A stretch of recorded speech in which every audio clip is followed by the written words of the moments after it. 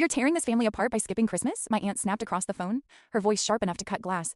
And before I could stop myself, the words came out cold and steady. You already did that when you slept with my father. Silence. Swallowed the line so completely, I could hear my own heartbeat pounding in my ears. And in that moment, every buried memory from the last 15 years clawed its way back to the surface. I hadn't planned to say it out loud, not tonight, maybe not ever. But the truth had been sitting in my chest like a loaded gun, waiting for someone to pull the trigger.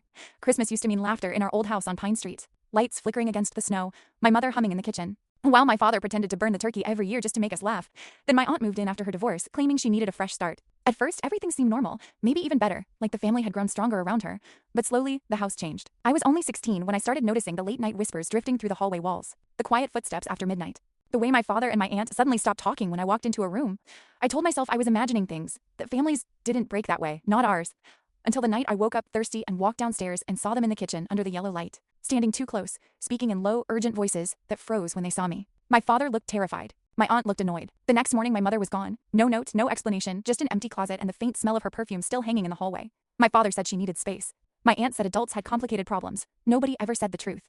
Years passed, and the story hardened into a lie everyone agreed to pretend was real. My father drank more.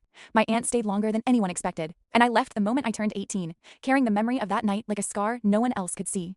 Tonight was the first time she'd tried to drag me back into that house for Christmas dinner, as if nothing had ever happened.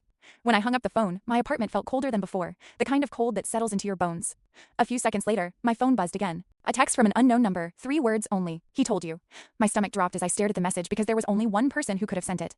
My father had been dead for 3 years. I was still trying to convince myself it was a mistake when another message appeared on the screen. Come home for Christmas. Then the final one arrived. You only saw part of what happened that night.